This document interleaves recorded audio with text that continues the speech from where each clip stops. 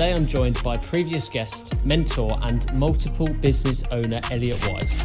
In this sit-down catch-up, we discuss his decision to capture more online attention, his business focus, artificial intelligence, and of course, his newly wrapped gold Lamborghini.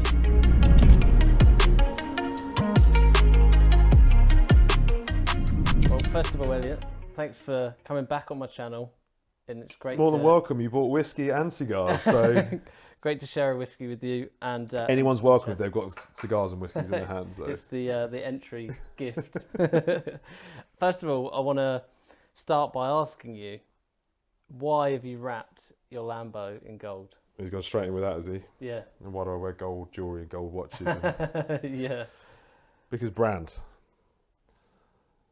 Everything now is about garnering attention and doing things to put yourself on fire and grab attention over all the competition that you've got online. You've got Dan Bilzerian waterboarding off the back of a $50 million yacht with 12 supermodels as part of your competition to get attention. Attention is now the currency of the world. And if you're doing things that are boring, you'll be put out of business. I say this all the time, boring will put you out of business. Now, myself and the team sat down and said, right, how can we start grabbing attention then? Because at the moment we have the best mentorship in the world. We have the best team in the world. We're brilliant at doing everything that we do internally, but we're not being seen enough. And that's the case with most people, right? There's brilliant, skilled people at the art and the craft that they've got, but are unable to garner the attention to actually sell the bloody thing. So a big part of that was 10xing everything. If someone comes to the table with a content idea, it needs to be 10x. It's the 10x rule. So we started by picking out a colour that we wanted to associate ourselves with. It's always black and gold, so we thought gold is more of a prominent colour. Then we thought, okay, well, let's just wrap the bloody car gold. Everyone sees a gold Lamborghini, right? Yeah. We're just about to drop a YouTube video where we videoed it being wrapped, and when we took it to Brighton to video people's responses. It's like being an A-list celebrity walking down the street. It's even worse. So it was an easy win in terms of grabbing attention, nothing more.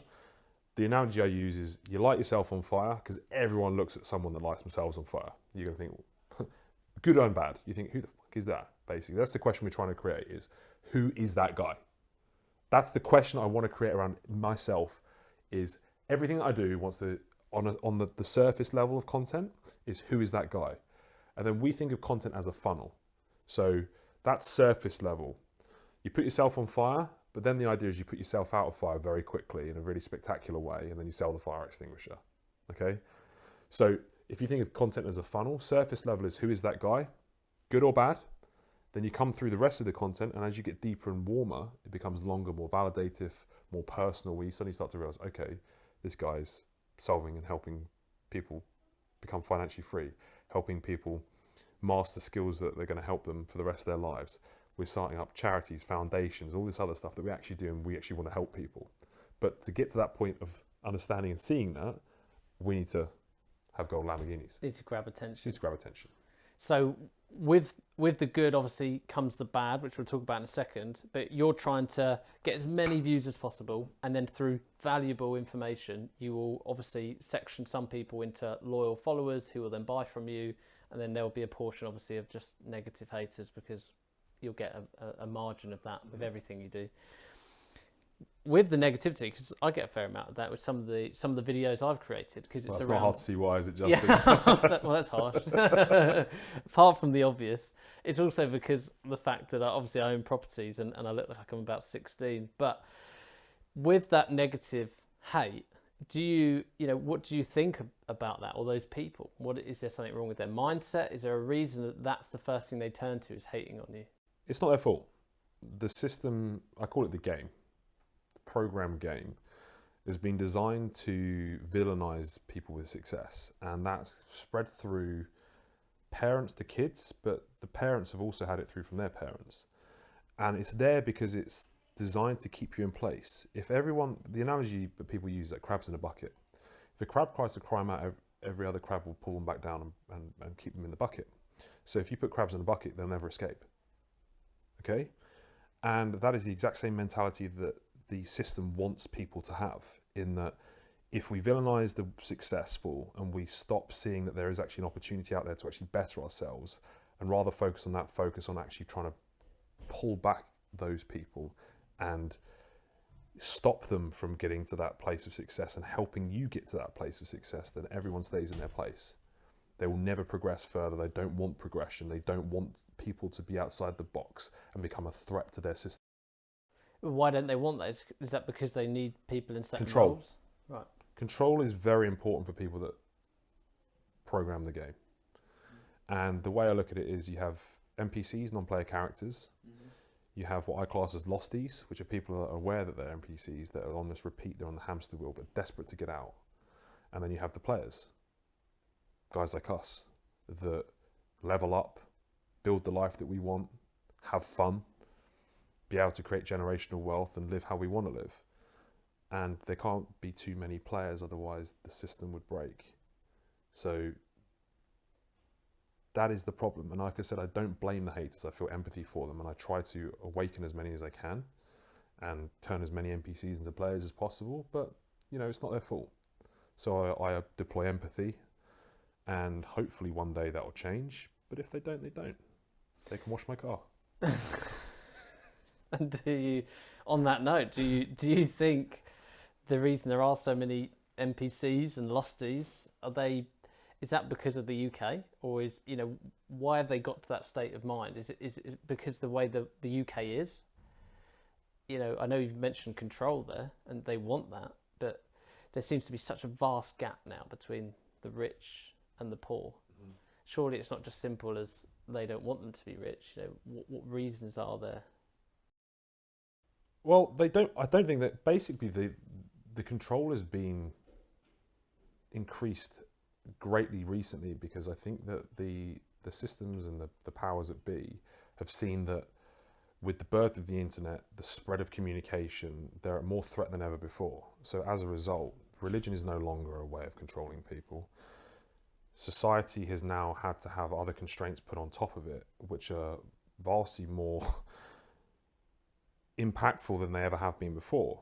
And I genuinely do believe that there has been a ramp up in the way that they treat kids, especially in the West. The things that they're teaching them, I have 2 kids, 3 and 1, and the things that they're teaching them at school is very worrying. There's a lot of elements that are all to do with tolerance, and tolerance breeds control. So if someone tolerates certain things and they have low standards, then they will accept what they're told and have no comeback or pushback against anything that gets done. And we're not just talking about finances here, we're talking about the way you live and what you're willing to accept. So there's a whole, depends how deep you want to go with this, but there is a whole pre-thought agenda that can spread over generations, which is being imposed on us right now, especially in the West, which will affect our generation, generations to come. And they don't want NPCs to become players. They don't want people to run their own lives. They want it to be completely controlled within the constraints that they want it to be in, because it feeds the system that they want to continue to run. And that's always been the way, but it's more evident now than ever before. So you've got 2 young lads going through, the schooling system, and do you find yourself therefore having to try and undo what they're taught, or go against it? Yes. So the curriculum that's definitely being imposed on them now is not necessarily something that I agree with, the morals that I have and the way I want my kids to be brought up. One big element of that is the softness of which they're trying to garner within the kids nowadays. So stress is one thing that I know that you and I talked about before. They want to remove the stress that kids have. And at face level, surface level, you think that might be a good thing. Kids being stressed isn't necessarily a good thing. However, life is stress. Mm-hmm. Tell me one person watching this video right now that isn't stressed by things that happen in their life. Well, it means finding the money to pay the bills. Things go wrong. Your car breaks down. You work for someone or you employ people. you try and grow a business or whatever it may be. Stress is a part of living and being a human being. Mm-hmm. So what we need to teach kids is how to consume stress and perceive stress and manage stress. Not take it away completely, because when you take something away completely, you can't understand it, you can't learn about it, you can't implement strategies to overcome and deal with it. You just break instead. You break. Yeah. So what I'm doing is making sure that my kids have a sufficient amount of stress, understand how to control it, and deploy measures within their life to be able to conquer stress and be a master of stress, not have master control or stress control it. And this is why you have all these mental illnesses cropping up now, because people don't know how to deal with stress. They don't know how to deal with things in life. My kids won't have that problem. And I see it as a massive advantage for them, but it's really unfortunate for everyone else that doesn't have the same mindset. They will walk all over those other kids. Yeah. When they're older and they're adults competing against one another in a workplace environment, they're going to destroy them. Because having stress, it builds your tolerance to it, but it builds your character. I mean, name a person that's been successful that hasn't had some kind of difficulty or stress to go through. I think it's a massive part of life, right? Yet they're trying to take that away from everyone and teach them it's all going to be all right. Stress is good, and stress makes you move, stress makes you get up in the morning, stress gives you pressure, stress makes you change.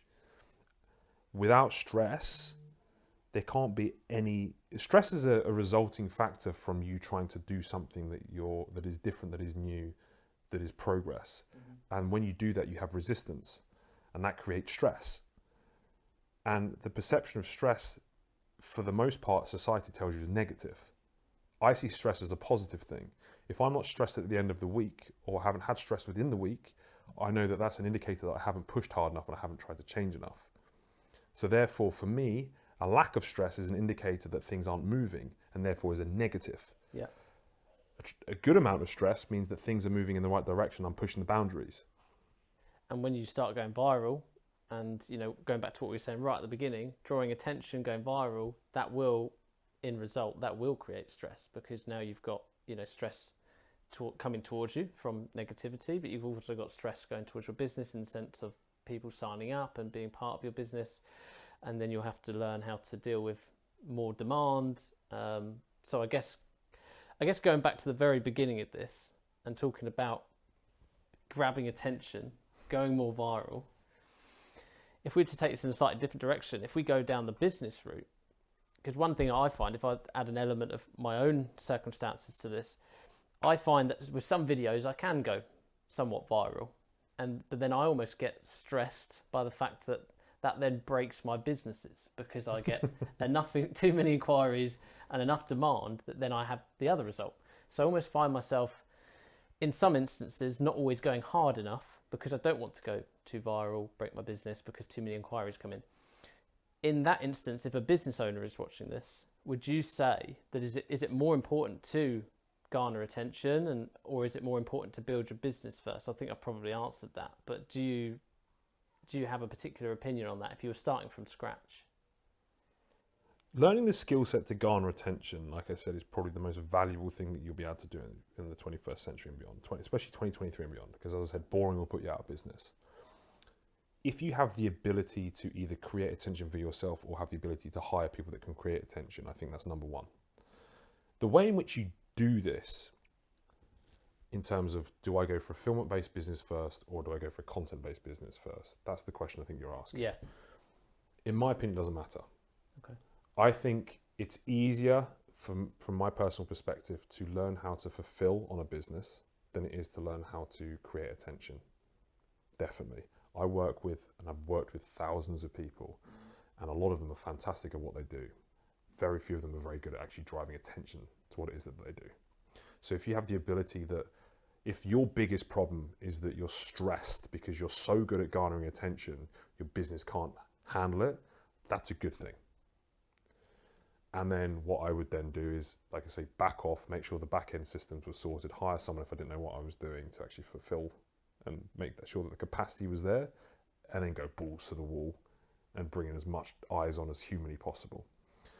But there is no right or wrong way. And look, let me just say one thing about business.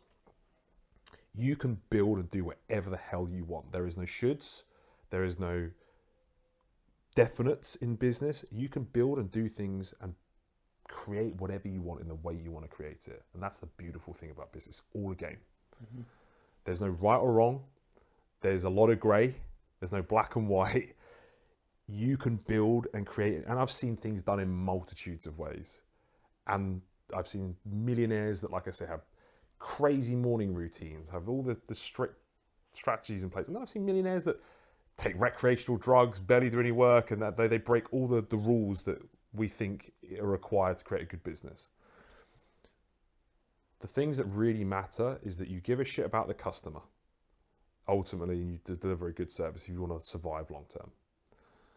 You have the ability to create attention-grabbing content, or you can put yourself out there and you're not boring. You do those two things in either way, in either order, you'll do well. And for anyone that's watching you for the first time, talking about these things, what are your businesses? So, I have a multitude of businesses. I have my main one, which is my baby now, which is my limitless mentoring, which is helping other people scale and grow their businesses and hopefully become players in the game. What types of businesses? We now have a university, so it's a multitude of business. We have aesthetics, construction, real estate, estate agency, fitness, e-com. So you have a team that can help really, I have recruited the best people in their fields at those things who then mentor people to do the same thing. I never ever want to have a situation where you have a teacher / mentor that's never done the thing that they're actually coaching you to do. That for me is just preposterous. And I think completely inauthentic and false. You should have someone that's been there, done it, got the t-shirt, that is teaching you the same steps or avoiding the mistakes they've made getting to that position. Not some stuffy school teacher that's never left the classroom trying to teach you about business. If you want to run an e-commerce business, have someone that's actually built a multi-million-pound e-commerce business, has gone through all the trials and tribulations, got beaten up, got bloodied, learned the quick ways of doing it, and then has helped lots of other people do it as well and can expedite your journey from point A to point B. A mentor should be a compression of time. It should basically be a fast track to where you're trying to go, and that's what you're paying for. And if you're paying good money for something, that's what you should get. That's what we offer. And what do you think then? Because I hear this one a lot. I do offer a bit of education myself because of the skills that I've learned. You're fantastic, by the way. Investing, thank you very much. And in when we talk about those elements, quite often the argument, or not the argument, but the resistance that we get is, I don't want to, spend money on that. I don't want to invest money on that. What are your thoughts towards the sort of people that don't or aren't willing to pay to shortlist that time? Enjoy a very long, slow process of running on a hamster wheel. People don't seem to have a problem when it comes to paying a tremendous amount of money to an education that gives you a degree with no promise of any career or any skill set that's actually applicable in the real world, yet will complain at the cost of a mentor who has done exactly what it is that you're trying to do, is showing you a complete shortcut to it. Now, I understand there's an element of distrust towards some mentorships because there is a lot of cowboys out there. Mm-hmm. Fair enough. But that's up to you to do your due diligence. You need to double check the people that are selling that course, that mentorship. Do your homework. Don't not study the person that you're thinking of hiring or paying and then complain about the fact that they were useless. Spend some serious time, figure out who they are. If they are actually legitimate, then if you have the mindset of, I'm not going to invest in that, then you're destined to be in a position of want for the rest of your life, because there is a level of investment and sacrifice that is required to grow. And it depends on the priority that you have. Now, if that was, for example, weight loss, you have to not eat certain things. You have to do a certain amount of cardio, which might be unpleasant for you, but that is what is required to create change. If it's growing your business, if it's building your empire, there has to be a level of investment, quite often financial, and a lot of time. Neither of which is something that's pleasant for everyone, but it yields a high return on investment. And simply, if you're not willing to do that, then you're not willing to change your life. It's interesting. I would say that when I started my journey in property, I was very skeptical towards it. And then as I got into property, I realised, wow, this is really hard. I could have done with some help along the way. I've made some mistakes here, and maybe if I'd have paid, I could have done with some help. So I got a mentor, and the growth that I saw from 6 months with a mentor was, exponential in comparison. And so much so that now maybe I don't always have a property mentor, but I have a business mentor. I paid someone last year £7,500 just to learn a skill. I had 3 months with them just to learn a skill, because I thought, I don't want to sit through hours and hours of content on YouTube to maybe find the answer, but it will take me 40 hours worth of watching. I'd rather them teach me the exact skill, the exact process. When you obviously, you guys are teaching and with the limitless mentoring, are you teaching exact skills, or are you more about mindset and financial and what is your Everything? As a mentor, as a business mentor, in my opinion, you need to give everyone a holistic approach, which is the mindset all the way through to the exact strategy you need to follow. You need to look at your finances, you need to look at what you're doing on a day-to-day basis, you need to look at your time allocation, you also need to look at the constraints you have in your life. Not everyone's in the same position. People have kids, people have commitments, people have financial liabilities or commitments they have. It might be looking after sick and elderly parents. They might have time allocation to that.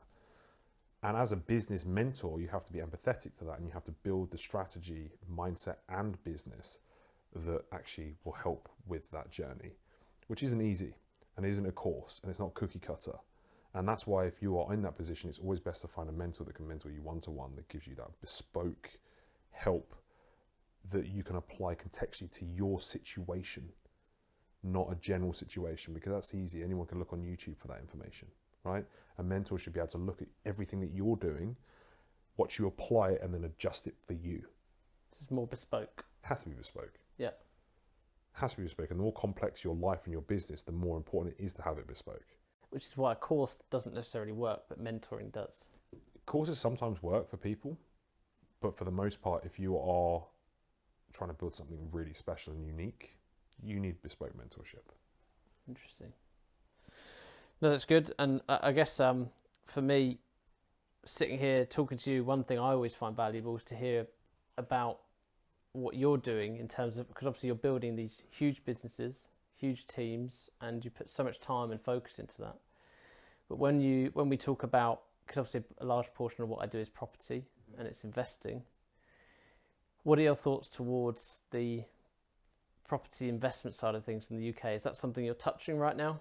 Are you at all involved in that? I'm not currently investing or looking to invest in the UK at the moment. As I said, I'm looking to buy properties abroad.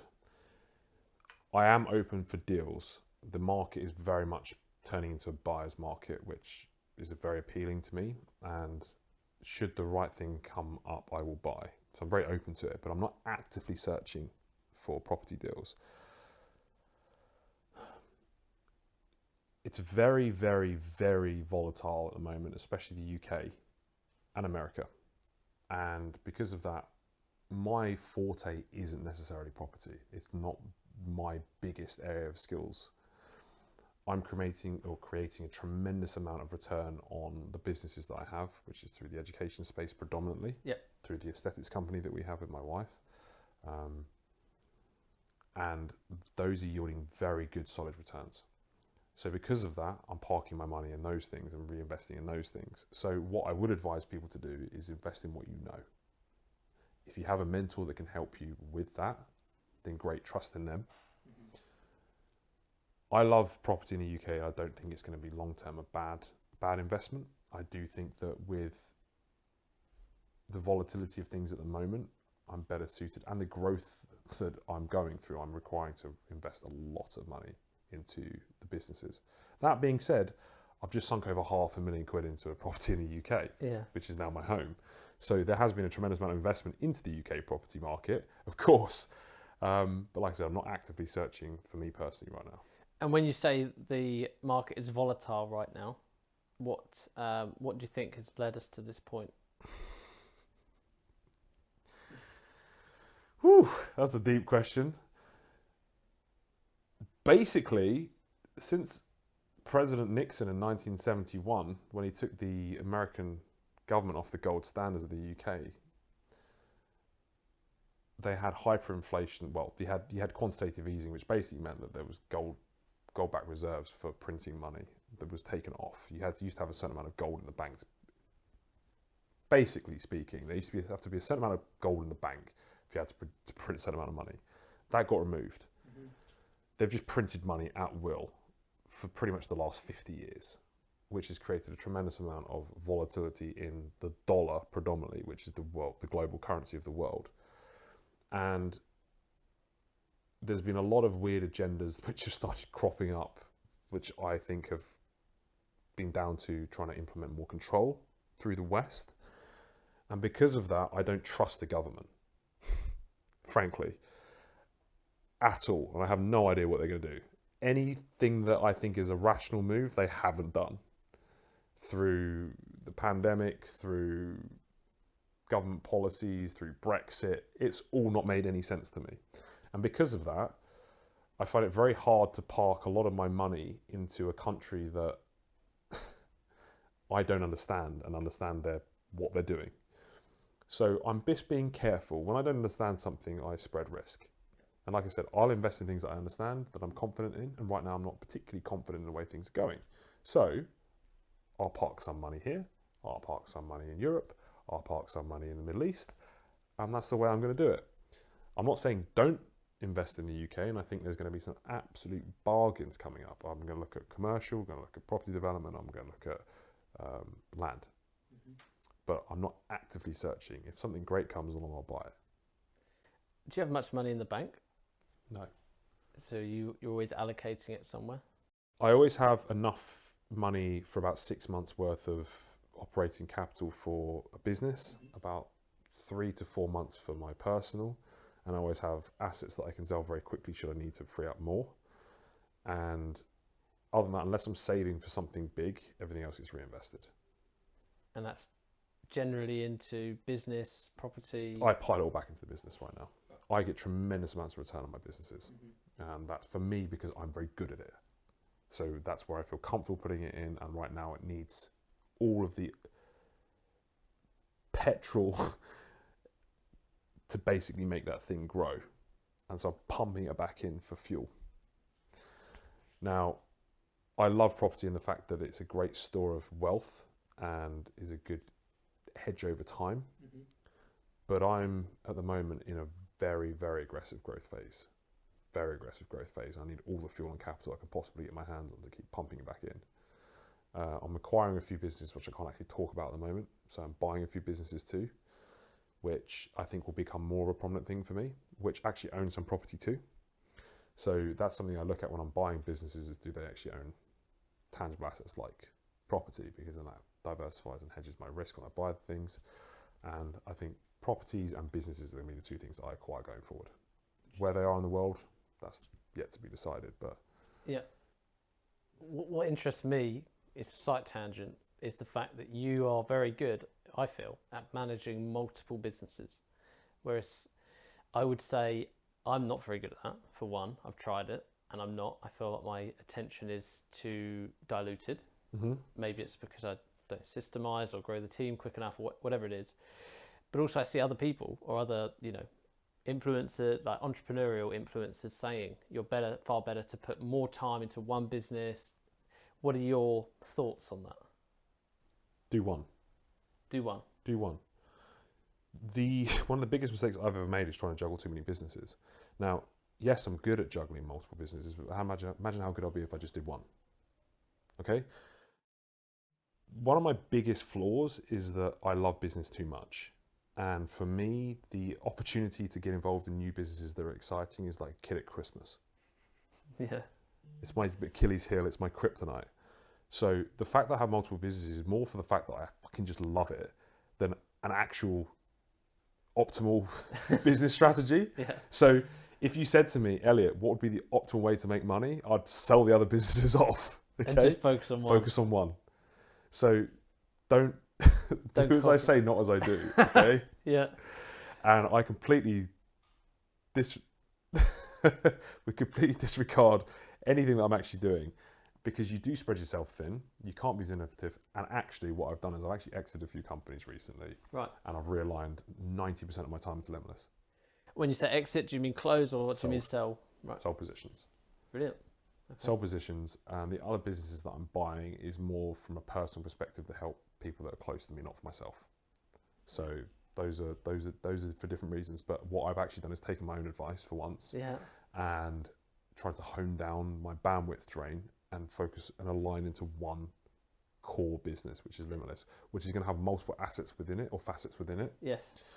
So it'll be multiple businesses in one effectively, but it is all driving towards one thing with a unifying goal and vision and drive. Yeah. Which is much easier and a much better way of making money. And congrats on selling the other ones. Thank you. That in itself is a big achievement, but I feel like you just sort of brushed over that.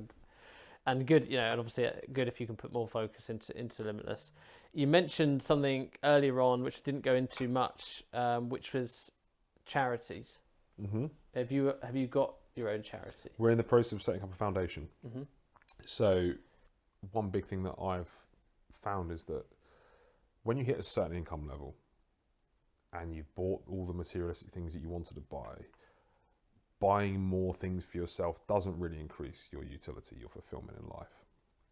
My wife's a doctor and she comes home on a regular basis. She has an aesthetics clinic and she works at the hospital still part-time because she likes helping people. And the only time I ever feel inferior or I feel like I'm not doing enough is when she comes home and she says, I've saved 3 people's lives today. And I say, well, I've made a bit of money today. And I sat there and thought, there's got to be more to this. I've got to do more. And the one thing I am good at is making money and scaling businesses. So I thought, well, okay, with that in mind, how can I use my businesses and my ability to make money to help more people? And with the university we've now got, one big thing was a foundation. So we're actually incorporating a new foundation that's going to help children that have had very troubled upbringings or deprived backgrounds to then go through our university, be funded through one of the industries that we have, and then help them become financially stable within the business, and then actually give them a life afterwards, funded by Limitless. There's a few other things we're going to be doing, but that's going to be a big part of what we start going into, and I think that's going to be very fun and exciting to do. That's fantastic. Not because, it would be great enough if you earned good money and then reinvested that into, just went and spent some money on, giving people homes or food or whatever, but you're actually giving someone a lifelong career there or a lifelong skill set. That's what we believe in, right? So that's the whole reason I built the bloody university in the first place, is to help people become financially free and become players. As I said, I am fucking truly blessed. I love my life. I've built the life that I wanted by understanding that you can actually play this game. And I just want more people to have that same opportunity. And if I can take someone that's had a deprived background and had a really bad start to life and actually give them that same opportunity, that same chance to build a life that they want, I couldn't think of anything more fulfilling. A big part of what we're doing as well is we're moving into health optimization as well as part of Limitless. So hopefully we'll be able to give people financial freedom. Well, not hopefully, we will be giving people financial freedom and better health optimization and better health ongoing, so you can live longer and be wealthier. And that will be through what? How will you do that? Peak physical performance. We've already got an army of doctors. Well, I say army. We've got 3 doctors. We've got heart surgeons. We've got cardiologists as well. We've got a general doctor who's come on, and we're basically starting off with optimizing people's health, because obviously, as a big part of us as entrepreneurs, we burn the candle at both ends and in the middle. And if you go to a traditional doctor now, they'll say, Justin, you're stressed. You need to cut this out of your life. You need to sleep more. Motherfucker, I'm building empires, right? I've got shit to do in my life, and I need to do these things and sacrifice these things to actually achieve this stuff. So what we will have is a service whereby you turn up and say, look, this is my goal. This is what I'm building. I don't sleep a lot. I travel a tremendous amount. I have inordinate amounts of stress. It's likely to increase.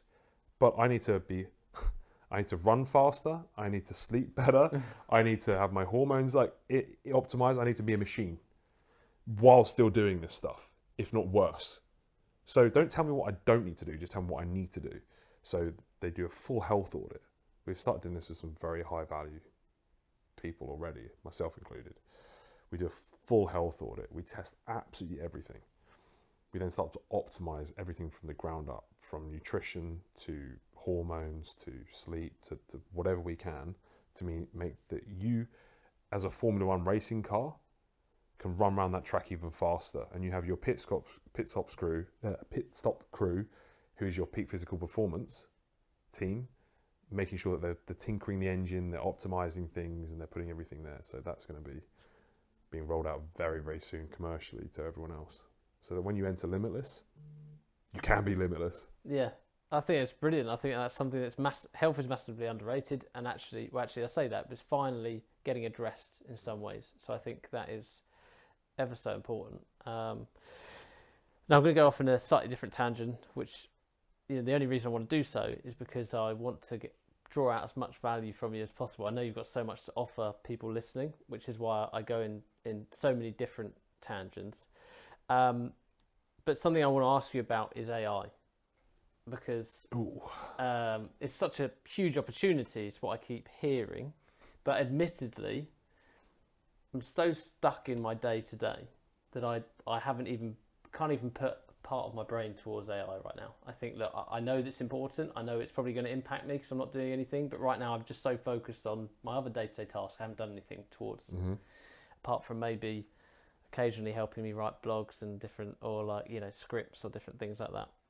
How, maybe even related to property or related to any of your businesses, how is AI impacting you, or how could it impact me, or what am I missing? AI is the future. So if you thought the internet was big, AI is that a millionfold.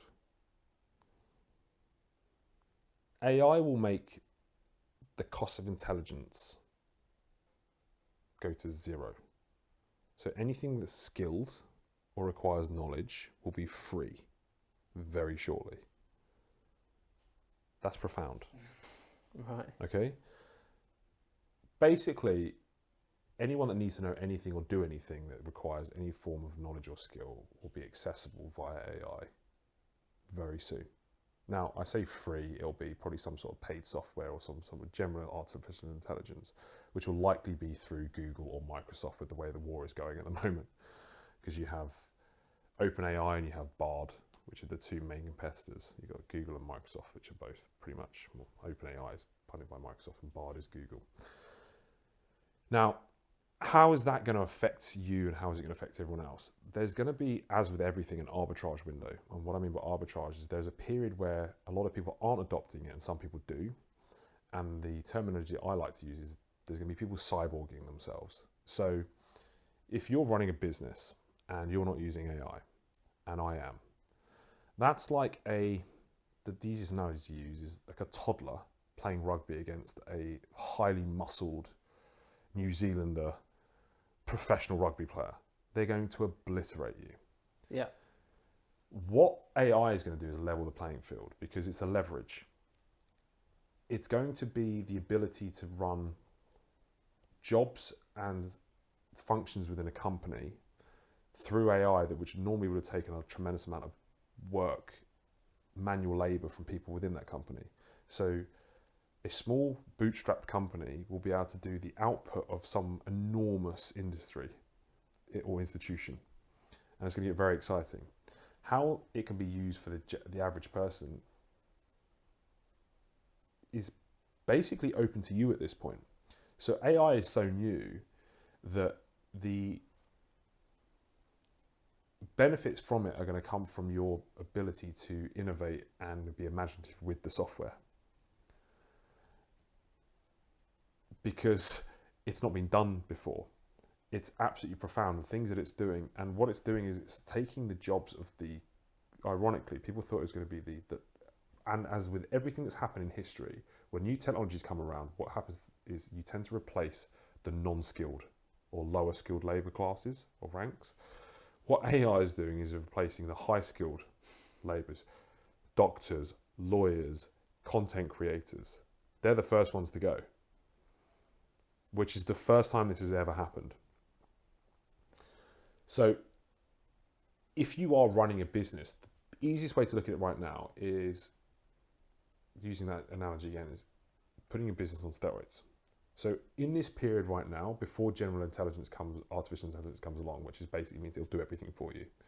That's not far away, but there's still a window where that isn't the case. Look at artificial intelligence as a whole work team that can do a lot of your legwork for you, so that you don't have to employ so many people. The thing you're missing out on if you're not using it is that you can increase your output exponentially. So for example, I have content creators and I have video editors that do my short form. So rather than fire my short form content editors, what I said is use this artificial intelligence, but do 100 times more.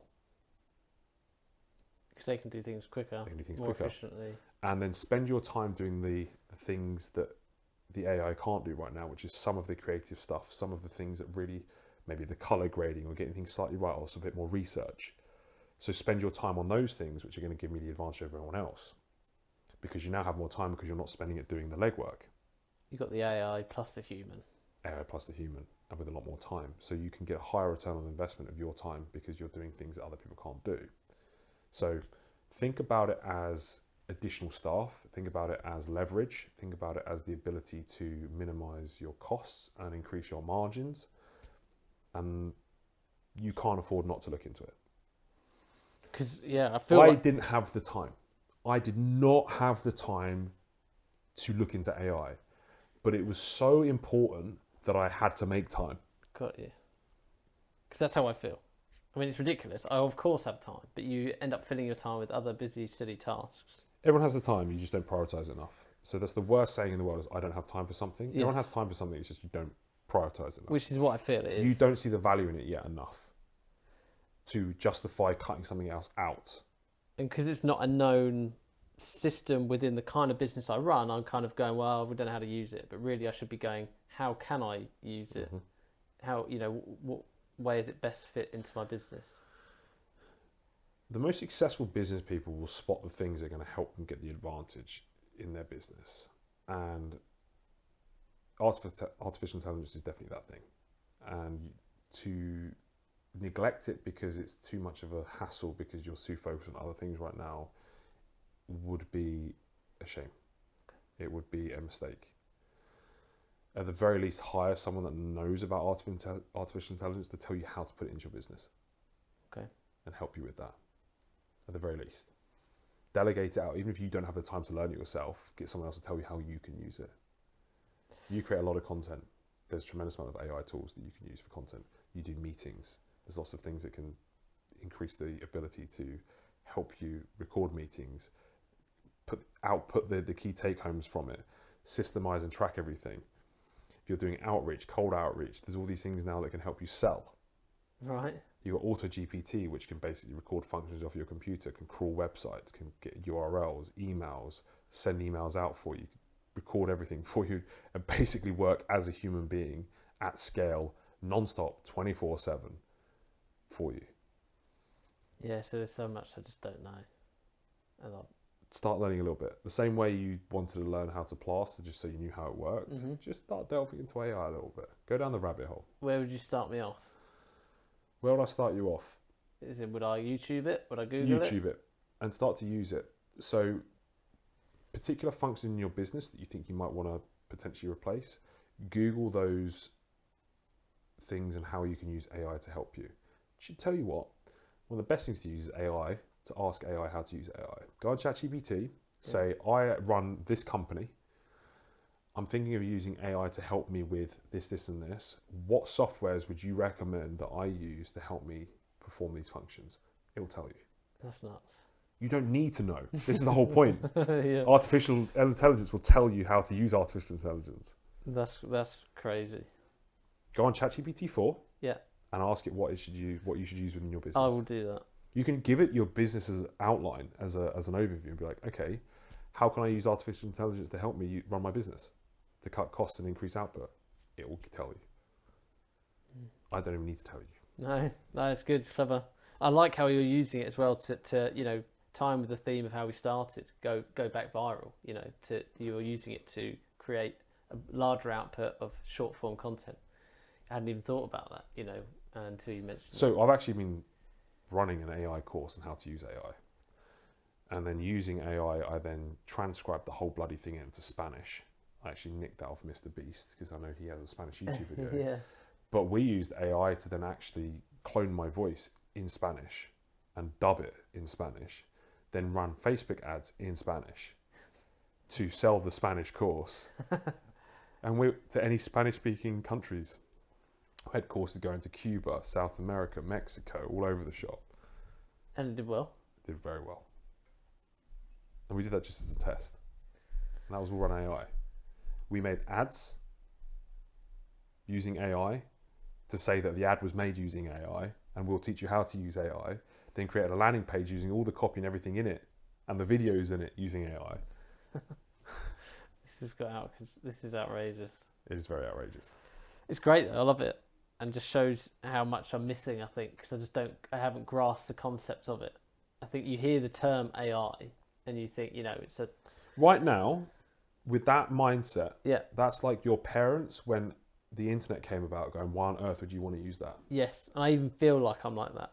That's exactly what everyone's like. Mm-hmm. Now just imagine how how that is and how that will potentially affect your business with you not adopting it. Because if I don't adapt to that, the generation below me will just grow up with that. Like we grew up with the internet. They have a real competitive advantage over me. Mm-hmm. And what the thing is with AI though, a bit more of a pessimistic view is that once everyone's adopted AI, it's going to be very hard to compete in general.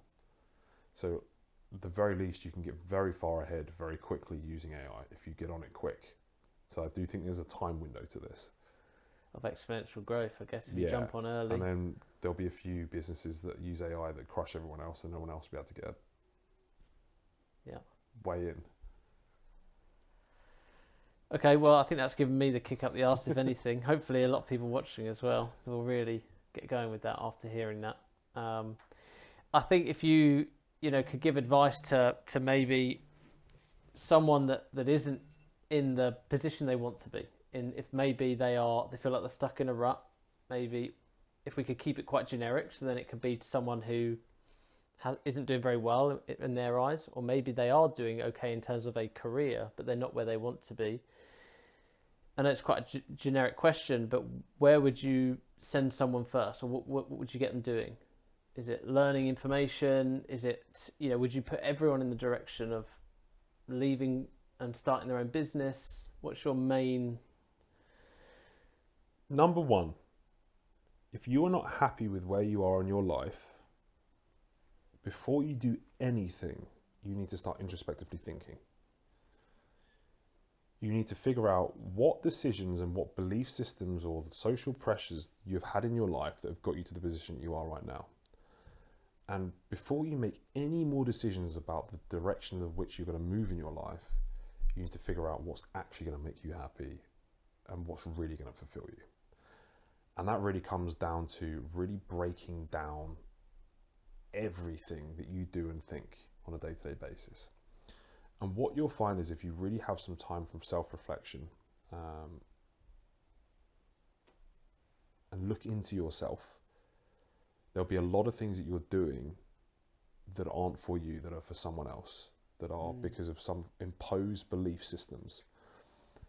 And there is no point trying to make any more decisions in your life, whether that be trying to build your own business, whatever it might be, without really figuring out what makes you tick. That's the most important thing. Doing things for you that are going to make you happy. Fuck everyone else. Genuinely fuck everyone else. Because ultimately it's your life. You have to live it. You'll be dead one day.